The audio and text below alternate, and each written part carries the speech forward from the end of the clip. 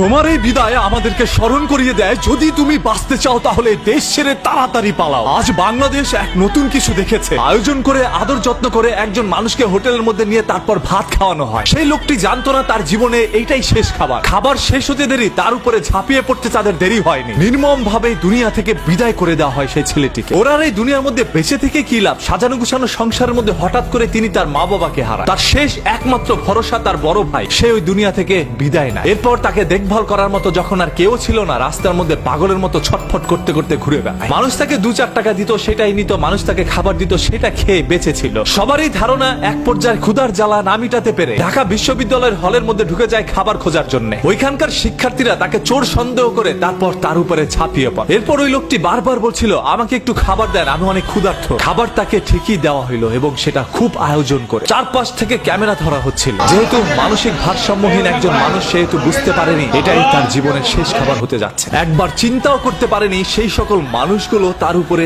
এইভাবে ঝাঁপিয়ে পড়তে পারে। বাংলাদেশের ইতিহাসে হয়তোবা এরকম কোন মহর্ষ ঘটনা আগে কখনো ঘটেনি। আজকের এই ঘটনাটি আমাদের সবাইকে চিন্তায় ফেলে দিয়েছে। আসলে যদি আমরা বাঁচতে চাই তাহলে দেশ ছেড়ে আমাদের পালাতে হবে। এই দেশ আমার না, এই দেশের জন্মভূমি আমার না, এই দেশের মাটি আমার না, এই দেশের মানুষজন আমার না, এই দেশের কেউ আমার না। একটা সময় আমি আমার নিজেরও থাকবো না, আর তখন তাদের খেলনার পুতুলে পরিণত হব। এই ছেলেটির নাম হচ্ছে তোফাজ্জল। বরগুনার পাথরঘাটা এলাকায় তার জন্মগ্রহণ। তিনি একজন মেধাবী শিক্ষার্থী হিসাবে পাথরঘাটার একটি কলেজের মধ্যে ভর্তি হয়। এরপরই তার পরিবারের মা বাবা ভাই বোন সবাইকে হারানোর পরে পাগল হয়ে রাস্তার মধ্যে ছুটে বেড়ায়। এমন তো অবস্থায় ঘুরতে ঘুরতে তিনি ঢাকা শহরে চলে আসে, আর এটাই তার জীবনের শেষ সিদ্ধান্ত ছিল। আজকে ওকে যে আপনারা হসপিটালের মর্গের মধ্যে ফেলে রেখেছেন, ওকে নিতে কে আসবে? ওর তো পরিবারের কেউ নাই। যার এই দুনিয়ায় কেউ নাই, তার বেঁচে থেকেই বা কি লাভ? হ্যাঁ, আপনারা অনেক ভালো কাজ করেছেন ভাই, ওকে দুনিয়া থেকে বিদায় করে দিয়েছে। আজ ওর পরিবারের কেউ নাই, ও একা হয়ে গিয়েছে। আজকে ওর দাফনটাও হয়তোবা একাকিত্বর মাঝখান দিয়ে যাবে। তবে হ্যাঁ, আজকে তার পরকালে সবার সাথে দেখা হচ্ছে। ওর জন্য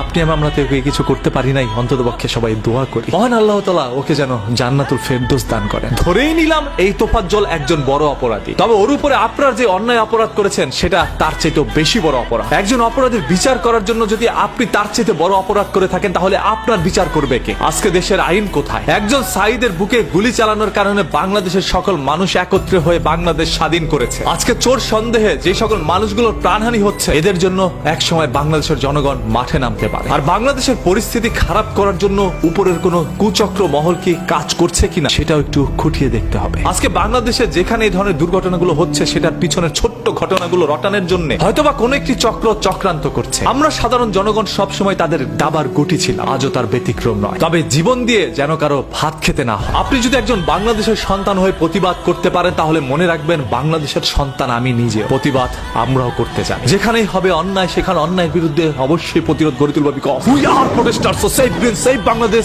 with me every time anywhere. ধর্ম নিয়ে কেউ যদি বাজে কথা বলে, তাহলে তাকে সুযোগ দিতে হবে, কারণ ধর্মবর্ণ নির্বিশেষে আমরা সবাই মানুষ, আর মানুষের চাই সর্বদা মানুষের পাশে দাঁড়াতে। এটাই তো আমাদের একটি নীতি হতে পারে। আজ কেন এই দেশ এরকম হয়ে যাচ্ছে? যে যা পারছে তাই করছে। দেশের মানুষের কি মানবিকতা হারিয়ে ফেলেছে?